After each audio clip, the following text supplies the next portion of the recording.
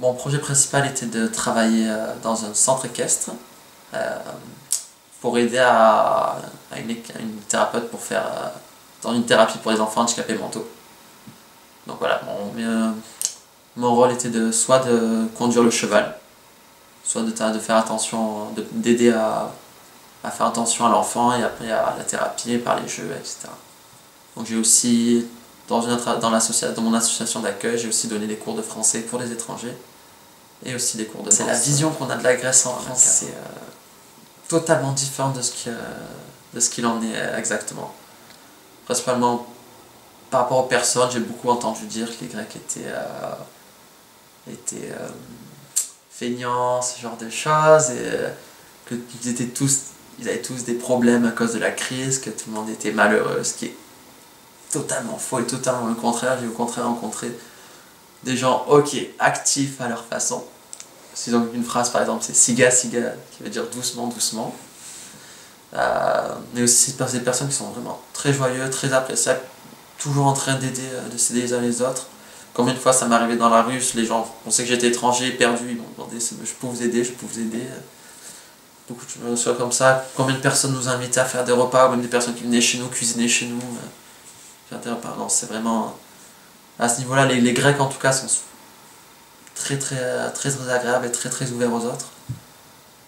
Ce qui n'est pas du tout la vision qu'on a en France jusqu'à maintenant. Et aussi, bon, un pays qui est juste magnifique.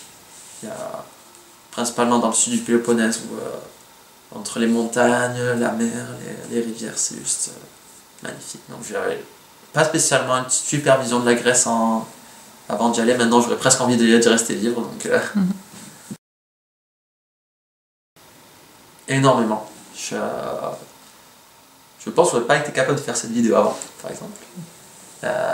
Ou difficilement. Je me sens déjà beaucoup moins timide, tout simplement pour avoir rencontré d'autres personnes, d'avoir discuté dans une autre langue avec eux, des personnes d'origines différentes, d'âges différents, de situations sociales différentes.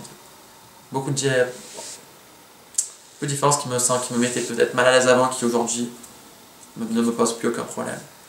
Et aussi ce genre d'expérience de partir à l'étranger, seul, sans toute la famille, loin de tout le monde.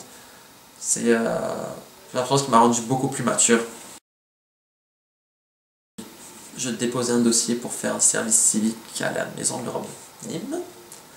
J'attends la réponse, je croise les doigts.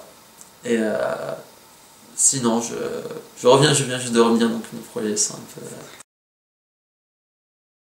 C'est une année parfaite pour, à la fois en tant qu'expérience, mais aussi une année parfaite pour prendre du temps sur soi, pour penser, pour voir son avenir et pour peut-être chercher plus qui l'on est. Et, en dehors du fait que ce sera une année mémorable avec beaucoup de bons moments et choses là, je vous conseillerais à 200% à n'importe qui.